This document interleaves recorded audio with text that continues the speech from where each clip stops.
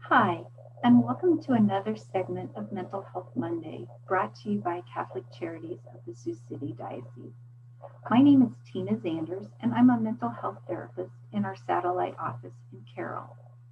Today I'm going to be bringing you some information regarding why teens today seem more anxious than ever. The resource I'll be citing is an article from the New York Times written by Amy Morin. Many professionals suspect the rise in anxiety in our teens reflects several social societal changes and cultural shifts that we've seen over the past couple of decades. Basically, what's being said is that we're creating an environment that fosters anxiety instead of resilience.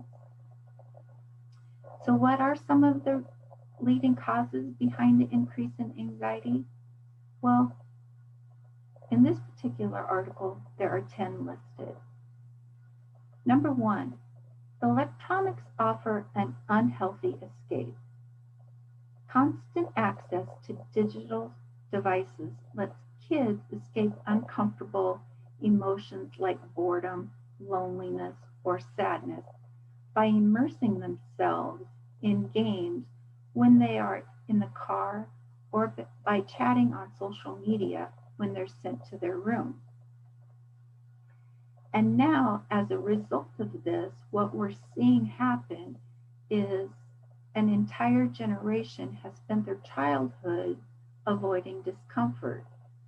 Their electronics replaced with opportunities to develop mental strength, and they didn't gain the coping skills they needed to handle everyday life challenges. Number two, happiness is all the rage. Happiness is emphasized so much in our culture these days that some parents think it's their job to make their kids happy all of the time. When a child is sad, his parent tries to cheer him up. Or when she's angry, her parents try to calm her down. Kids grow up believing that if they don't feel happy around the clock, something must be wrong. This in return creates a lot of inner turmoil. They don't understand that it's normal and healthy to feel sad, frustrated, guilty, disappointed, and even angry some of the time.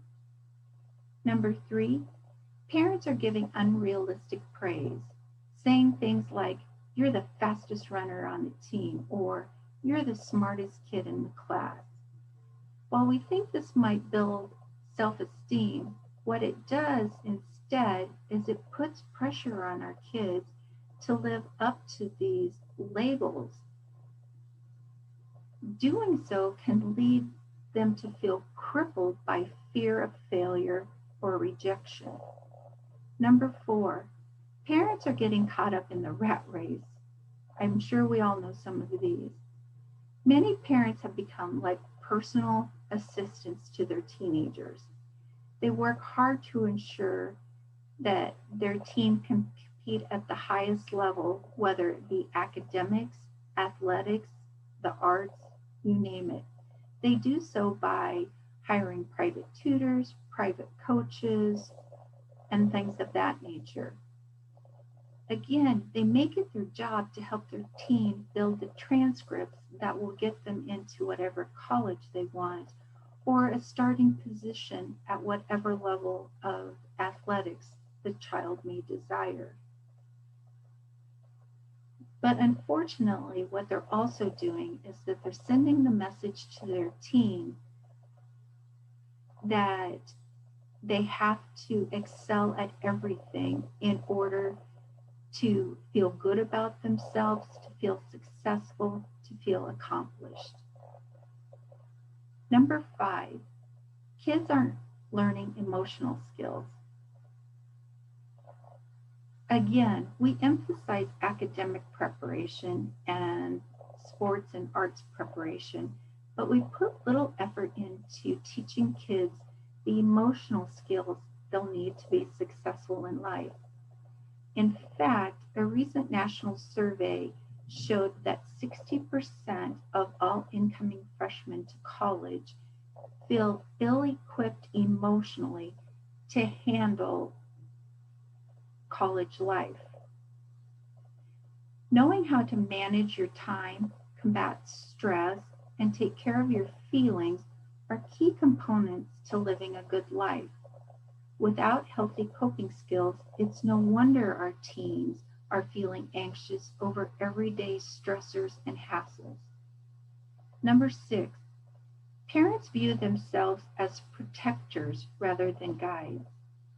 Somewhere along the line, parents began believing, or at least most parents, that their role is to help kids grow up with as few of emotional and physical scars as possible.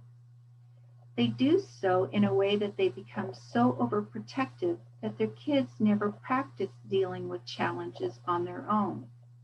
Consequently, this leads to generations of kids growing up to believe that they're too fragile to cope with the realities of life. Number 7, adults don't know to help kids face their fears the right way. At one end of the spectrum, you'll find parents that push their kids way too hard. They force their children to engage in things that terrify them. On the other end, you'll have the parents that don't push their kids at all. They let their kids opt out of anything that sounds anxiety provoking.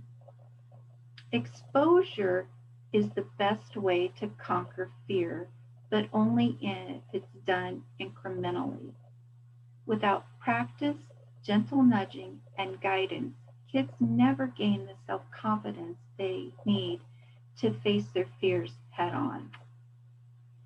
Parents are parenting out of guilt and fear. Parenting stirs up a lot of uncomfortable emotions in us, like guilt and fear. But rather than let ourselves feel those emotions, many of us as parents are changing our parenting habits so that our kids,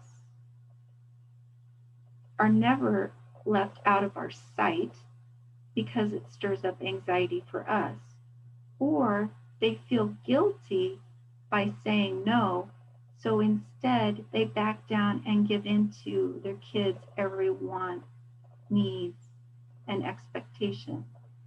Consequently, what we do is then teach our kids that uncomfortable emotions are intolerable. Number 9, kids aren't being given enough free time to play. While organized sports and clubs play an important role in kids' lives, adults make and enforce those rules. Unstructured play teaches kids vital skills like how to manage a disagreement without an adult refereeing. And solitary play teaches kids how to be alone with their thoughts and comfortable in their own skin. Finally, number 10, family hierarchies are out of whack. Although kids give the impression that they want to be in charge, deep down they know they aren't capable of making good decisions. They want their parents to be the leaders, even when there is dissension amongst the ranks. And when the hierarchy gets muddled or even flipped upside down, kids' anxiety skyrockets. In closing, if you or one of your kids, teenagers, is experiencing excessive anxiety and need assistance with this or any other mental health disorder, please feel free to contact us at Catholic Charities. Our phone number is 712-252-4547, or you can visit our website, cathchar, CATHCHAR, all one word, .com. Thanks for tuning in today, and I hope you have a great day.